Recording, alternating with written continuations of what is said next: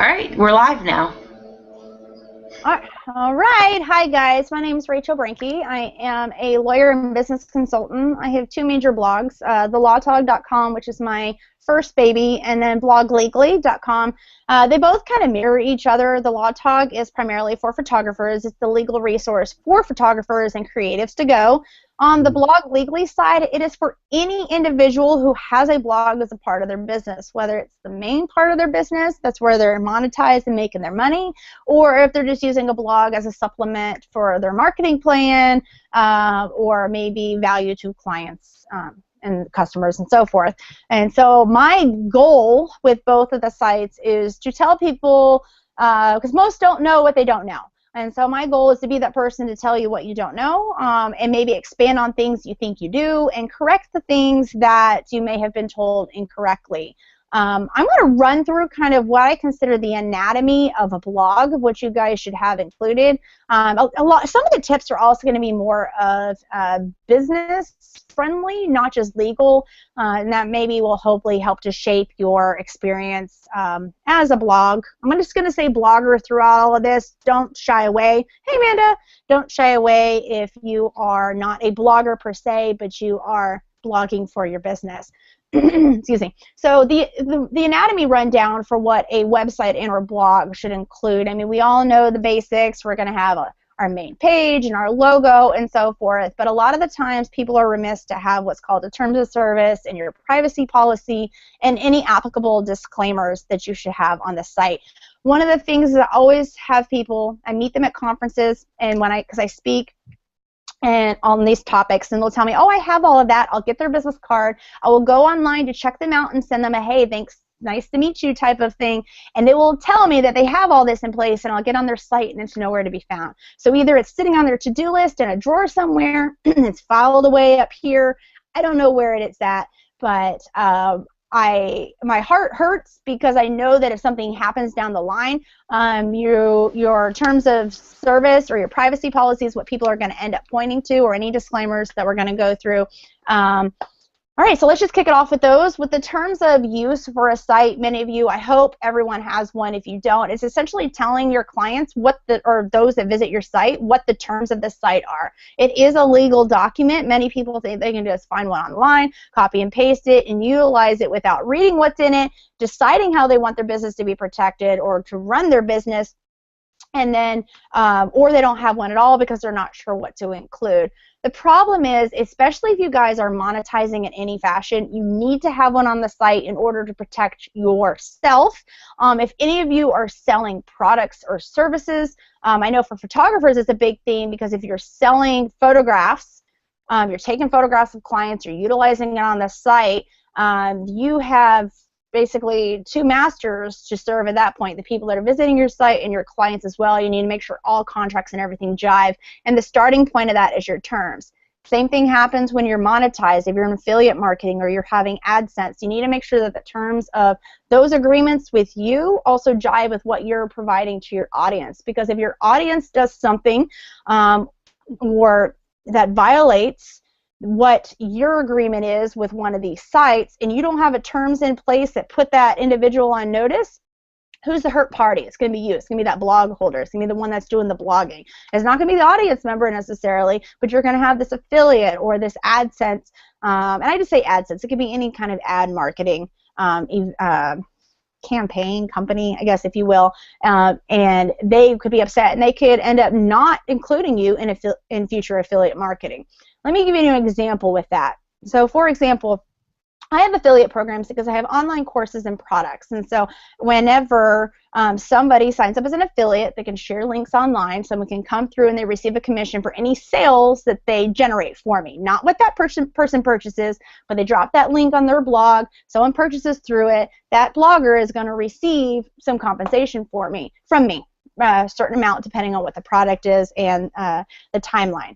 Now the problem occurs that if that happens and then I have a terms of use, or that, I'm sorry, I provide that affiliate some marketing materials, but I need them to be confined into certain licenses that I'm under burden for. So let's just set the framework back up here.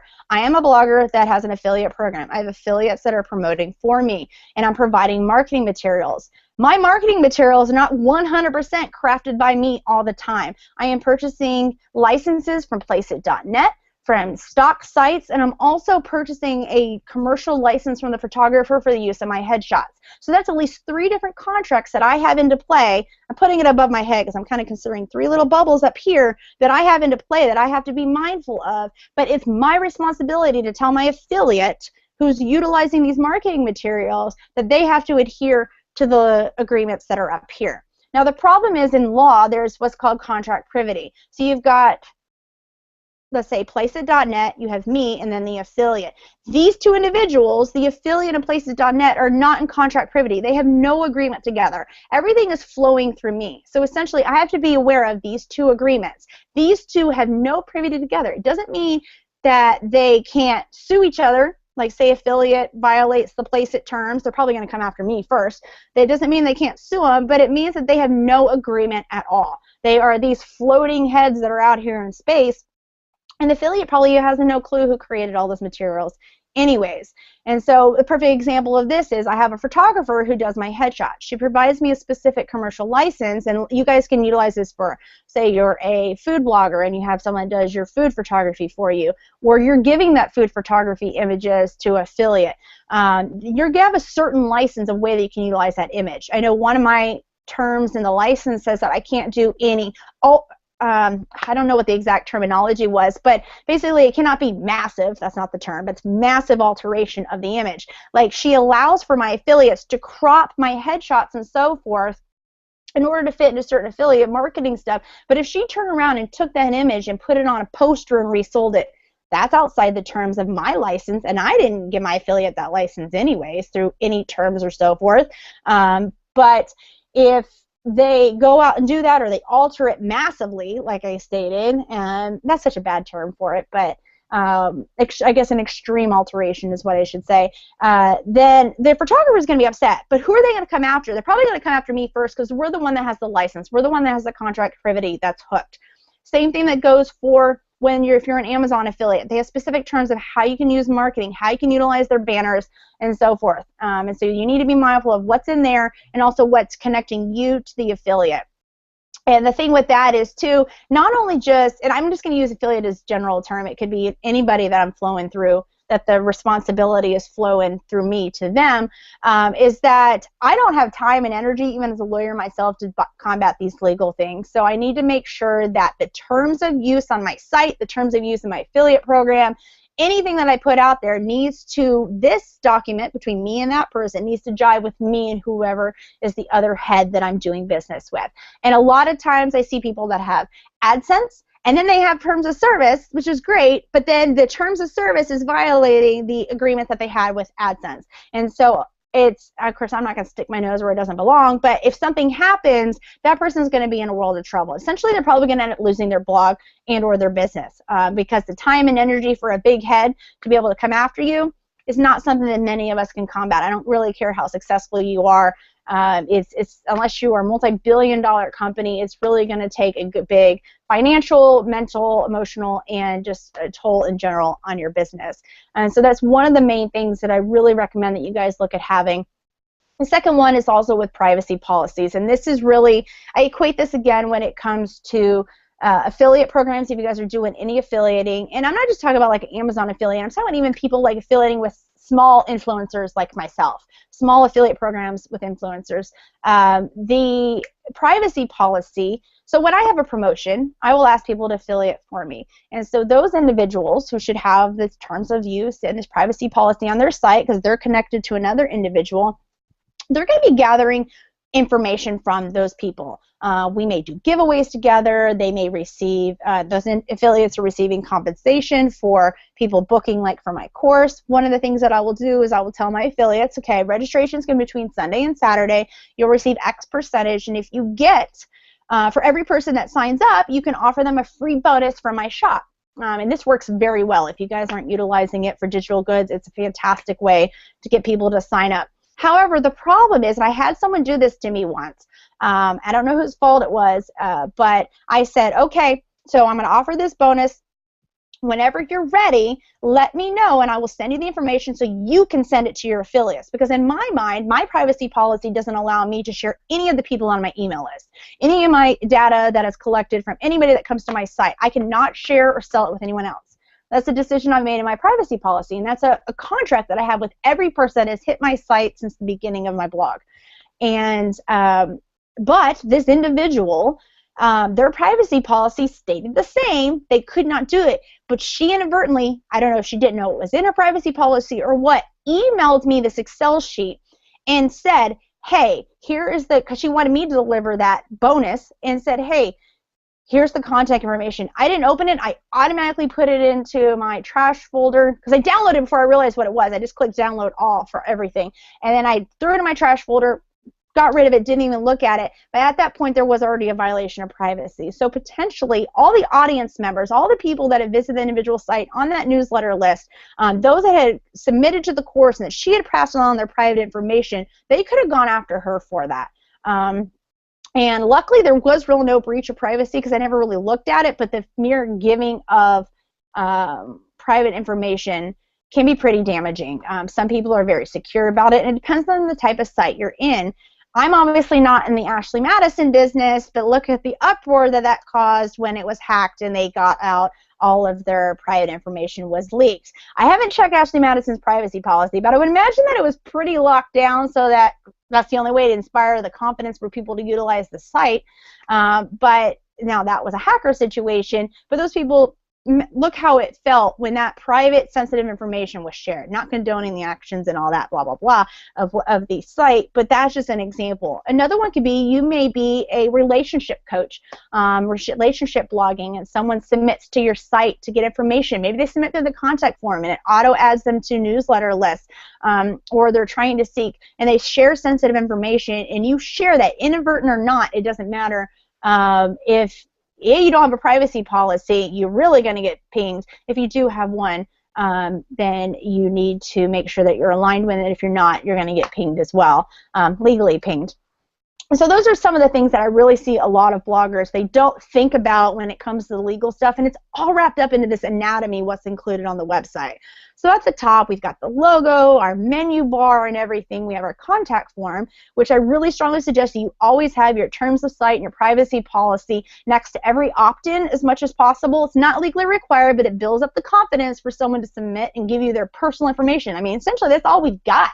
You know, there's so many people out here scraping lists, selling our information. I am so sick of junk mail that a lot of you are really gun shy about putting their information into your sites. And so that's one of the things that you need to do, especially if you're monetized, because those big heads are going to be looking to see how you're also protecting your audience members as well. So contact forms need to have terms of service and privacy policy pretty well close as much as possible. If you are more of like a services-based business, and you have a blog, and the contact form is inquiring about perhaps your services, I always recommend to put on there, you could just have a blatant statement that says, submitting to this form, you agree to our terms of service, blah, blah, blah. And you can put your privacy policy in your terms of service. But you could even take it a step farther and say, on the inquiry form, and say, would you like to be subscribed to our newsletter? Yes or no. And there's plugins and such that can auto-subscribe people for you. Those are two different ways that you can handle it. But also then at the bottom of the site, you guys need to have all of this included, the privacy policy, terms of service, and any applicable disclaimers. And so that would be probably the key third legal anatomy item that I really strongly recommend that you guys have. There is debate, and I get this question all the time at blogging conferences, should I break out an affiliate disclosure? I don't think it hurts to have an affiliate disclosure, but by having it in the bottom of your, excuse me, in the bottom of your website, it kind of just takes up footer space, and it's also not enough. Anytime you guys receive compensation, whether it's by getting a bottle of water that you have to write about, getting paid monies, or anything in exchange, it's an accession to wealth is what the IRS labels it as, you have to disclose that to your audience. And so having an affiliate disclaimer just embedded at the bottom is not enough. Everything has to be in close proximity. The FTC requires, there's a long list of things you need to, of guidelines that you have to look at. And the reason I say guidelines in quotes is because that's all they've provided is guidelines. They haven't come out with, this is exactly how it needs to be done. Here's kind of how it would be great to be done. For example, proximity, like I just said a minute ago. If you have an affiliate link, because I'm linking Amazon, or maybe my course, you have to put that it's an affiliate link in there. Having it in the footer is not enough. So again, should we take up footer space that we could have for something else? Does it really matter? It kind of depends on the layout of your website. But the mere fact of having an affiliate disclaimer page is good to have. But this, again, not enough. It's telling people to go check out the affiliate disclaimer link. Even if you put it right next, you're following that proximity, you're putting it right next to the affiliate link, that's not enough. You need to tell them this is an affiliate link. They have to know by looking at it exactly what it is. And it doesn't hurt to have the link to the other one. Okay, so that was the terms of service that you guys, and actually let me go ahead and give you the nice little checklist. So I wanted to give that framework of how all that works before I gave you the checklist. The reason for that is I wanted you to get your brains going as you guys are taking notes. So we have the, so for the terms of use, you want to identify who the site owner is. The age of use of the individual utilizing your site. This is really important if you are a foreign blog or business, because they may have a certain requirement. They have certain permissions they have to click through and agreements based on age, what the governing law is, and if there's any dispute resolution. So governing law would be like, say, there is an issue, such as, let's use the example of, I've got the photographer who did headshots for me, I'm providing the headshots to my affiliates to market for me, and say that there was an issue and a claim by the governing law in there. I want any claims to be brought in Virginia, which is where I live. If I don't have it at terms of use at all, or my terms of use is absent this information, I can end up having to be drawn into court in California, which is the potential, could happen anyways, depends on a whole variety of factors that we don't have time for, but I want to try to narrow and have as much control over any legal situation as possible. Something super easy to do. Another one is dispute resolution. I want to try to go to arbitration or mediation before I ever have to hit court. The reason for this is because my level of monetization is at such a high amount that I am going to probably be pulled out of small claims. Even if it was filed there, because the amount in question would probably be potentially above that. And this is really when I'm started looking at for products and education services that I'm selling. They're a high dollar amount. And so for me, it's really costly to go to a regular court. And so which above small claims. Small claims you can go, some states don't allow you to have a lawyer, and most states you don't really need one to go with you, all it's best if you're allowed. And I would rather go to pay for a mediator or an arbitrator to help settle any disputes. But in order for that to happen, in order to save me the time, money, and energy, because I don't have the time to dedicate to it, so I'd end up having to hire a lawyer myself probably, I would just put a dispute resolution in the terms of use. And then we want to talk about the purpose and function of the site. This is just clarifying what you're there to do. You know, it may seem obvious when it says on my site, I am the legal resource for photographers, or helping businesses blog legally. I mean, that sounds pretty, I mean, maybe the second one's pretty general, but it is giving you a purpose that I'm a legal site and for who it's for, and what the function is the delivery of this educational information and products. But you still need to, in any contract, talk about what the purpose of the contract is and any warranties that you may have. And this is important if you guys are, this is one of the key ones when I was talking about earlier, if you're going to have any conflicts with advertisements, you want to make sure that you're not offering any warranty that is not applicable to a product that may be purchased through you because you're part of an affiliate program. So boiling that down, because that's a little bit much, you need to go through the warranties and see, are you providing any warranties? Under the UCC code, big legal thing, we've got a whole big standard section of warranty information that you can utilize, and it's sad that we have to include it, but people are so lawsuit happy, but I would utilize that for almost any products and services that I'm providing online. The third one is really important when it comes to submission of information, especially if people are submitting payments to you. You need to have a section about secured access and payment terms, and it's not just the terms of how they're going to pay, but also when they're going to pay. Like, I take payment plans on my sites, on my educational courses, and so they may have payment terms, how much they need to pay by when, or else they lose access, but also the terms of how that payment is being processed. Some of you may not be taking monies from other people, but if you are, this is a really important section you need to think about. If you're using a third party, such as PayPal or Square, external from your site, it's not necessarily as important because it's a little removed, but if you guys are taking payments, making payments, Another thing, this can be also included if you have advertisers on your site as well, the payment terms and so forth. But the information of payment data that is passing through your site, you need to be very careful and making sure you're informing people of how that private information is being protected. You guys know probably about SSL certificates and secure and all that stuff, especially if you're on WordPress and you're utilizing payment processing that is in your site. Not that someone necessarily is redirected away to a third party and comes back, but it's processed in your site. You need to make sure that you have these on lockdown. Proprietary rights and usage of materials that are on the site. I don't want anybody just arbitrarily using my images off my site, because I own them from copyright law, and I want to have them managed. I have the right to manage, have control of how they're used and reproduced and so forth, but also some of those images are headshots that my photographer took or that I bought from placeit.net under a commercial license, which if you guys don't know placeit.net, it's amazing. I utilize it for inserting product images, and it's in like environmental. It's fantastic, and they just came out with like videos I've been using for promo videos. It's awesome, but I have a commercial license with them that I have to be very careful, since I am monetized, that I am going to adhere to. User site submissions, we kind of already talked about that a little bit, and also DMCA takedown notice. Some people break out the DMCA takedown notice information on the footer when we're talking about the legal anatomy, terms of service, privacy policy, affiliate disclaimer, DMCA. You don't have to break that out. And actually, none of these are necessarily legally required. DMCA does require that you provide some information, though, which is called the Digital Millennium Copyright Act. That's what DMCA stands for. But essentially, if any of information is being infringed upon, a copyright's being infringed upon, you send what's called a DMCA takedown notice for individuals to remove that information.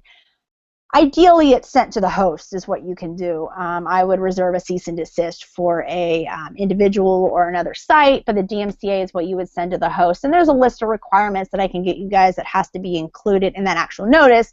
But within the context of the terms of use, the DMCA section, I have one on my site, it tells people if they need to send a DMCA, who that DMCA needs to go to. Now, I'm hoping I'm never going to infringe on anybody's material, and I hope that if I inadvertently did, they would contact me directly. But they may not, and that's okay. I at least still have provided the information of who to send a DMCA takedown notice to.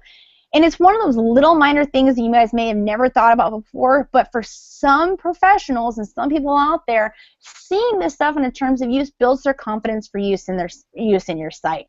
Now, you're probably never going to go and be like, ooh, let me see who's their DMCA contact information is today. Me might now, since I mentioned this, maybe just to take a look what someone else has. Don't copy it though, but you're probably not going to be one of those routine things that you're reading and looking at.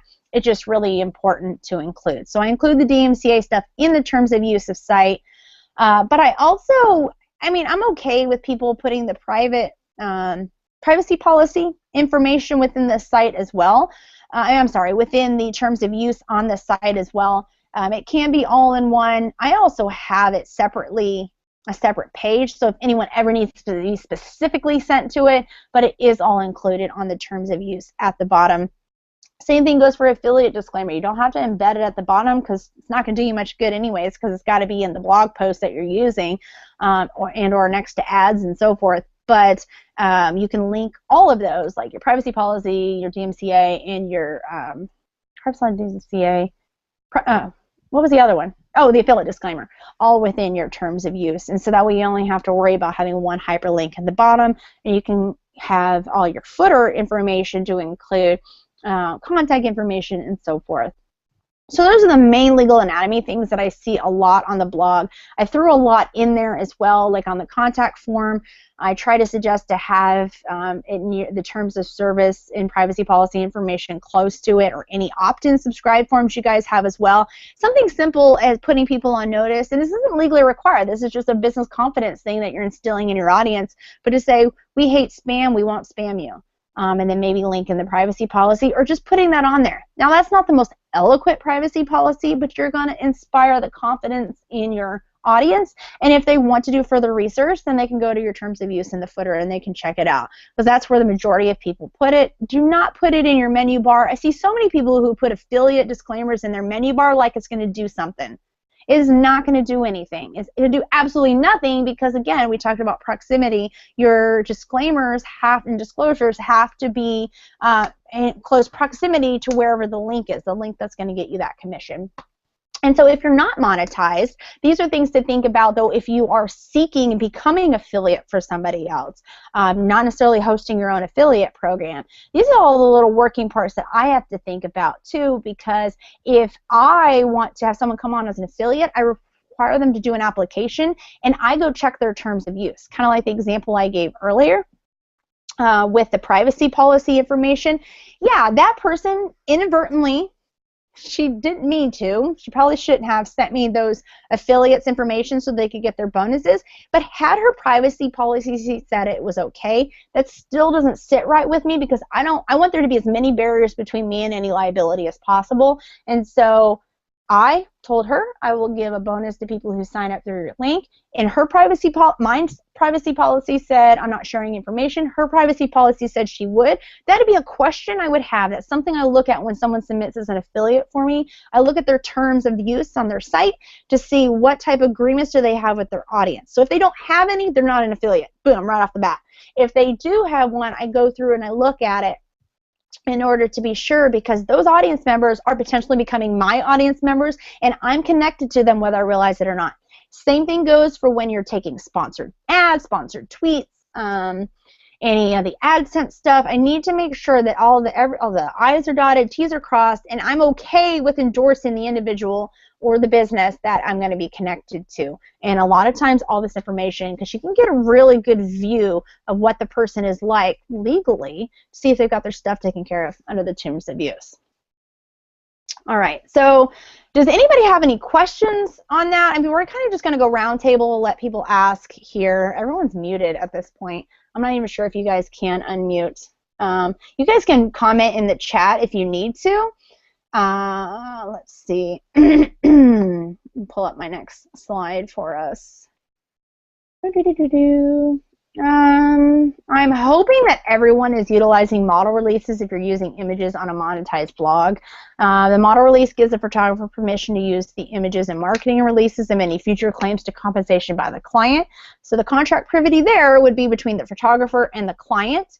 However, if a photographer is giving you a image to utilize on your site, whether they're selling you the license or they're just giving it to you, you need to make sure that the model release that's between the photographer and the model that's in the picture, doesn't have to be a model, it can just be a client, it can be a free session, doesn't matter, whoever's face is in the image, you need to make sure that the language on there gives you permission in order to utilize on your site, or for every use that you guys are utilizing, if there is no waiver, let me stop for a second, you need to check to make sure that you have that document, the model release that's between the photographer and client, and make sure that that document gives permission for use by other parties.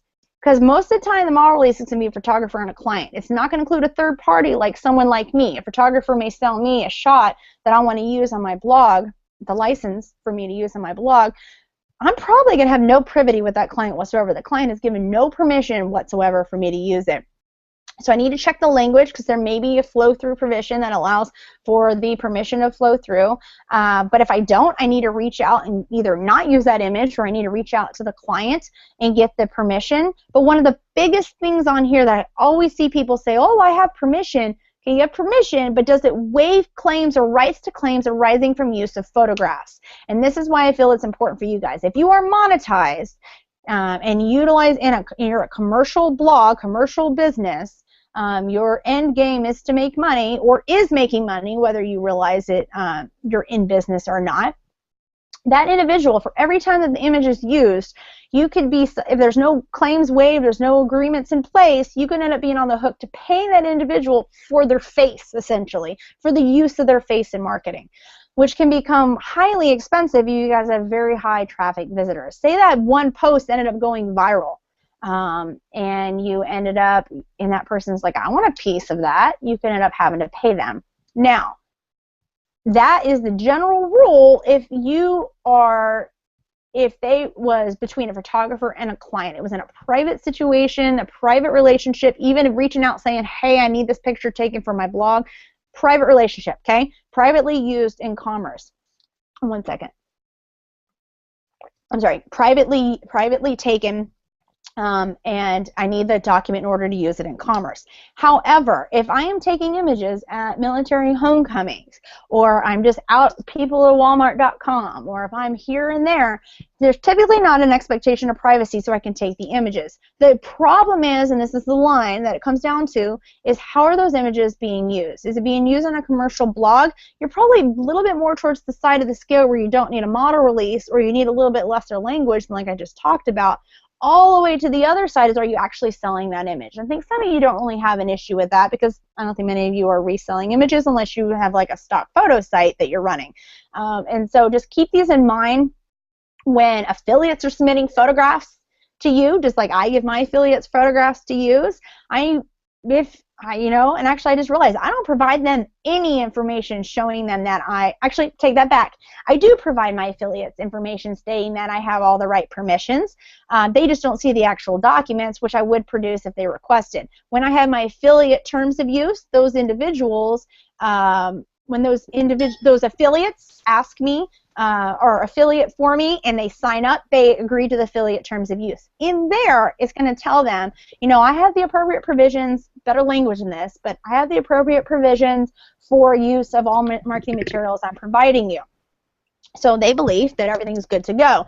But I have to make sure I actually have the right licenses, and then I also make sure that, and if they requested by any chance say, hey, can I get these images or the license for these images for the use, I would provide them.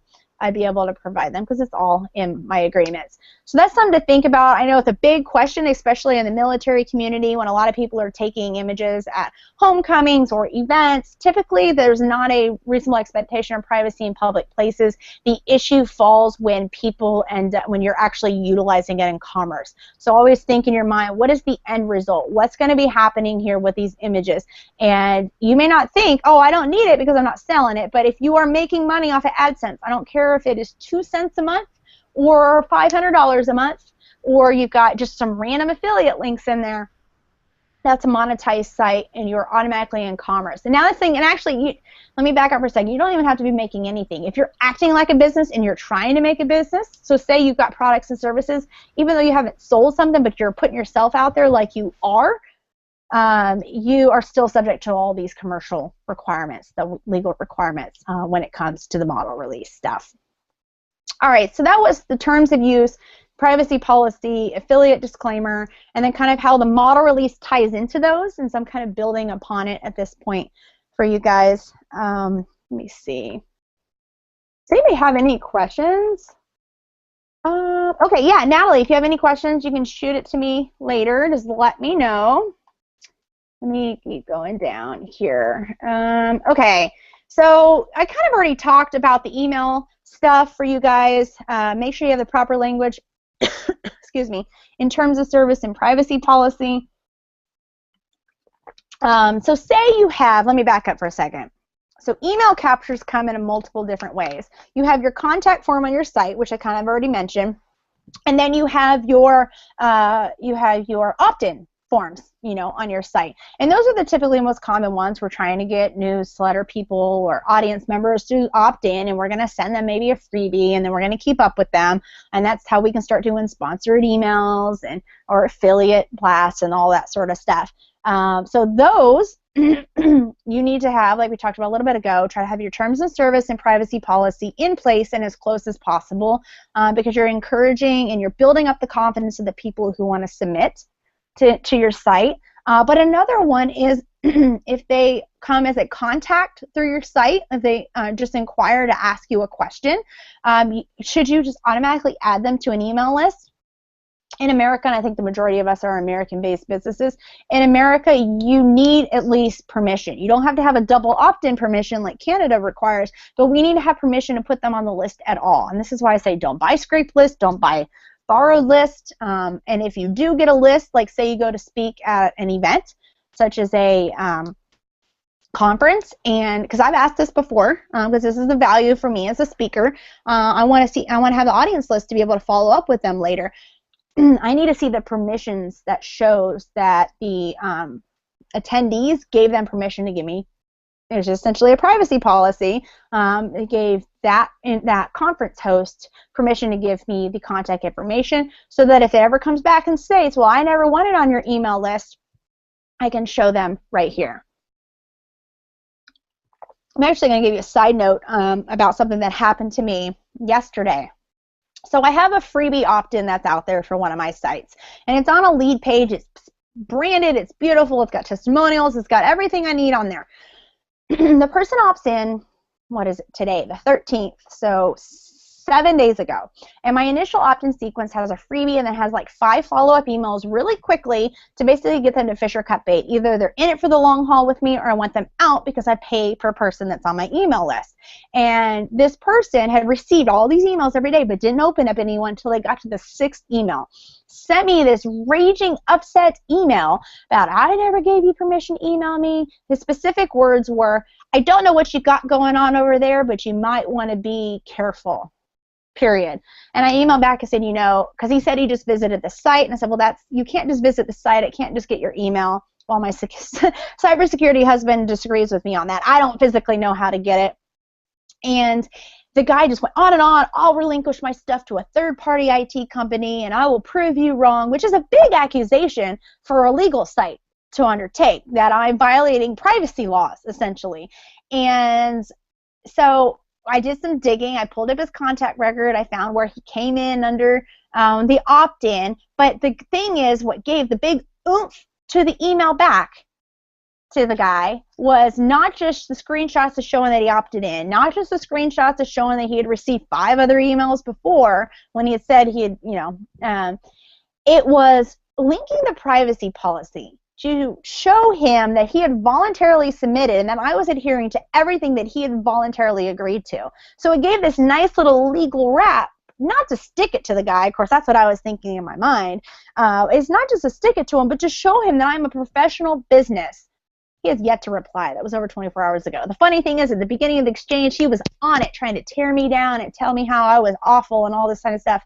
Not in those words, but once I was able to provide the evidence plus the privacy policy, I also did CYA, so if we ever have a legal issue that comes down the line, if he ever wants to try to allege that I was violating privacy laws, I provided him documentation as well. So not only is it in place so if he ever tried to sue me, but it also works as a barrier to keep people who may have a litigious action because they forget that they signed up for your list, completely forgot that he signed up for the freebie, and then got emailed 5 times but didn't have a problem until email number 6. I have no idea. It happens. Life happens. But by having that stuff in play, I was able to supplement.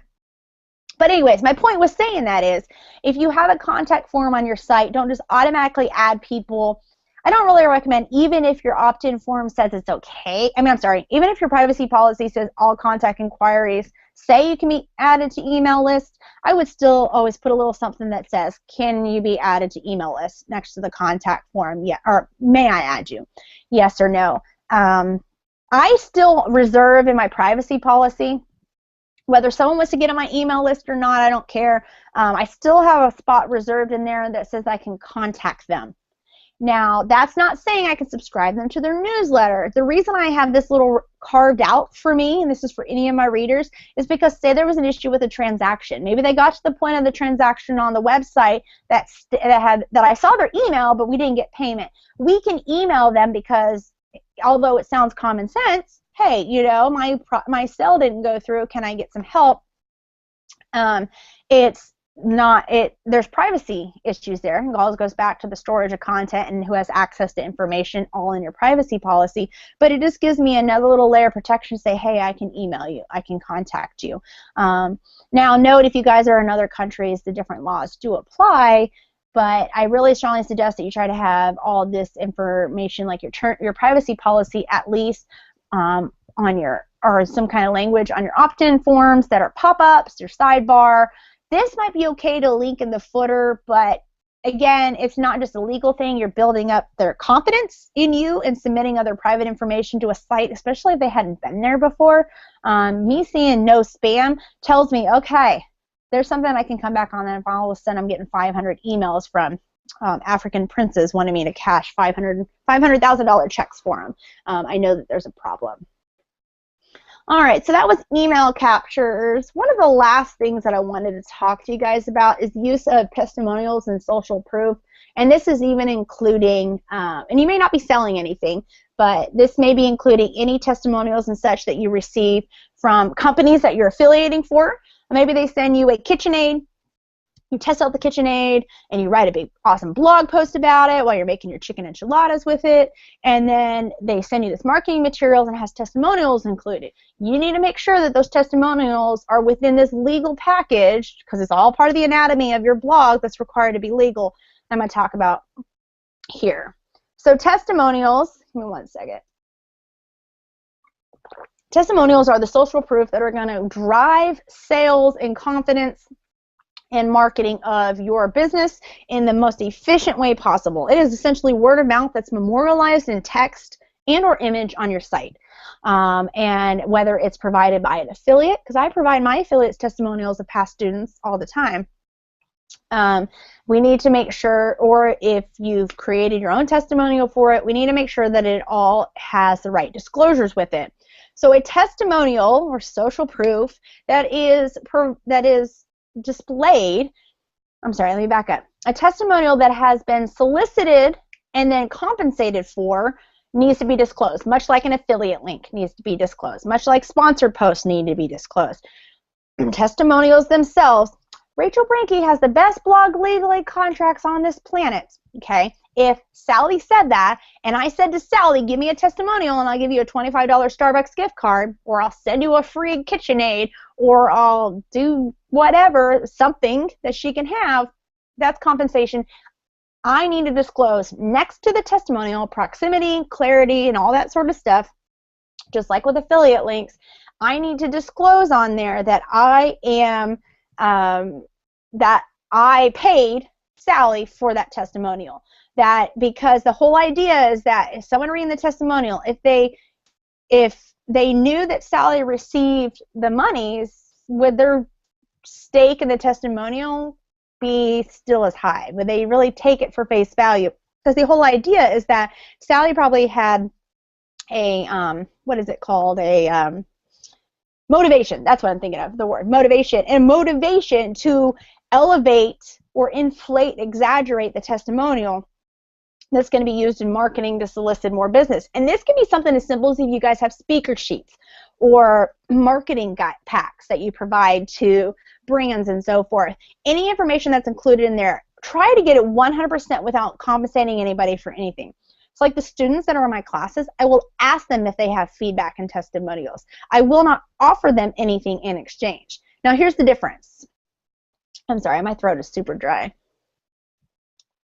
I had throat surgery about a month ago. Worst pain of my life. Don't recommend it.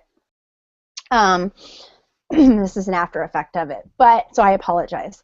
Oh yes, so I will request feedback from my audience members, from affiliates, from any other influencers.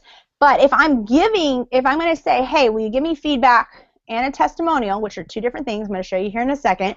I may incentivize feedback, because feedback I'm going to use internally. So I may ask my students, hey, look at the course. I will give you a $100 gift card to Target if you will rip it apart and tell me the things that I need to fix. No holds barred. Tell me how you feel. I don't have to do any disclosure because I'm using all that feedback information internally to me. It's 100% to my business. My assistant's going to utilize it. We're going to change things in the course with that. However, if I took a piece out of that feedback, just a piece out of that one feedback that was given in exchange for that Target gift card, I would need to disclose. So what I like to do is do two different completely solicitations of information. One is the feedback, like I just said. I incentivize people to give me the feedback, or else they're not going to do it, probably. Because feedback requires a little bit more of an intensive idea and thought process. Like really looking in, okay, you know, module 1 kind of was missing this information and that information. Whereas a testimonial would be like, well, how'd you feel about the course? Oh, the course was amazing. You see the different level of work that's required there. So I'm going to incentivize the individual that's giving me the information with feedback a little bit more. It doesn't have to be disclosed because it's used internally. Testimonials used 100%. I do not want to have to worry about disclosures because the FTC requires that if they receive that information, it has to be disclosed. The problem with that too is or the thing with that, not a problem, the thing is I am safeguarding my affiliates as well, because by doing that, so that my information, my testimonials are 100% organic. I just say, can you give me a testimonial? I'm not giving them anything in return. 100% organic. My affiliates don't have to worry about putting the disclaimer on there, disclosing that so-and-so got that amount of money. Because to them, what does it matter? Really, you know, and you don't want to bog down their audience, and it becomes a ripple effect at that point. So that's the way I really strongly recommend you guys look at that. Now, it's going to be harder when you're receiving from big brands that you're promoting. They may be saying, you know, you going back and saying, hey, was there money given for this, blah, blah, blah. Typically, if you're working with a big brand, I hope you guys are making money, and I hope you're doing a disclosure at the top of the blog post that says, hey, I'm getting paid for this. By identifying that blog post as an advertisement, and if testimonials are included in there, generally speaking, please don't quote me on this, generally speaking, I think that would be enough, because you're showing that there was money being given for all that's included within there. You know, it's an advertisement as a whole. That's why when you see things online that you don't, oh, who was it? Actress. I was running through Boston, and she was like on, oh, Jennifer Aniston. She was like at every billboard that I turned around. I think it was for Dasani or something. But Dasani didn't say, it had a quote by her, but Dasani didn't have to put on there, this is an advertisement, Jennifer Aniston was compensated. That's kind of obvious. But when it comes to blogging for us, because there are different types of blogging, that individuals typically, I'm sorry, let me back up for a second. The individuals that are on billboards and all that sort of stuff, it's pretty well commonly understood that they're being compensated. But with blogs, we've got all sorts of blogs. We have personal ones ranging to free education ones that are not monetized at all, to monetized blogs, to combination. No one can generally tell when they look right at it.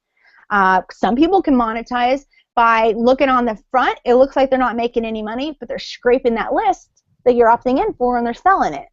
Other thing is like the affiliate links. My mother has no clue what an affiliate link is. My mom thinks I don't work. She keeps telling me to get a job because she doesn't realize the money there's to be made online. So that's kind of the whole idea why these disclaimers and disclosures are really important for you guys to have. So I kind of pulled all these different little pieces out for you. So the main ones that we went over was like the website stuff, such as the terms of use, the privacy policy, affiliate terms of use, model releases, and the different licenses that you need. The email captures, your opt-ins, and your contact forms, which all ties into your terms of use and privacy policy. And then the last one was your client testimonials or customer testimonials and using it as social proof. So just remember, if you solicit for that testimonial and you give them a free ebook, say, hey, I'll give you this free ebook if you give me a testimonial. In that exchange, this bargain for exchange, you have to disclose it. That means on my Instagram photo, on my Twitter feed, and on my Pinterest, and on the blog post, I have to disclose it everywhere. And it becomes really burdensome, puts an undue burden on my affiliates as well, and so I don't want to do that to them. All right, so we're rounding up to the top of the hour. Does anybody have any questions? Sure. I do. I have a question. I always hear people talk about becoming LLCs or sole proprietors or self-employed, or thinking, what is the difference with bloggers? Is it based on how much you make, or what? I don't know what I'm supposed to be looking at becoming. Okay, business formation is a private decision that you're going to have to make for yourself. Most of us only blog for ourselves, or we're the sole owner. Maybe you might be co-owner with our husband.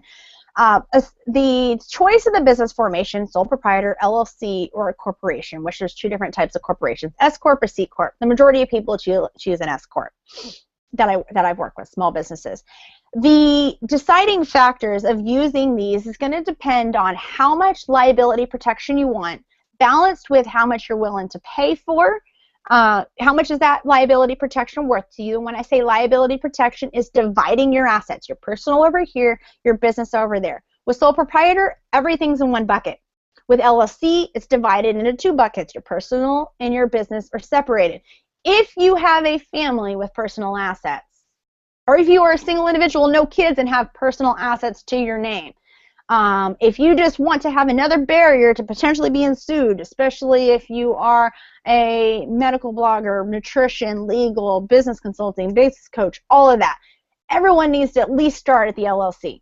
So sole proprietor right off the bat, I am not a fan of, because even a sole proprietor paired with a liability insurance, in majority of places, not all, don't quote me, there's always someone in the audience that tells me, well, in Indiana, it's like $900. I get that. No, it's Illinois. I get that.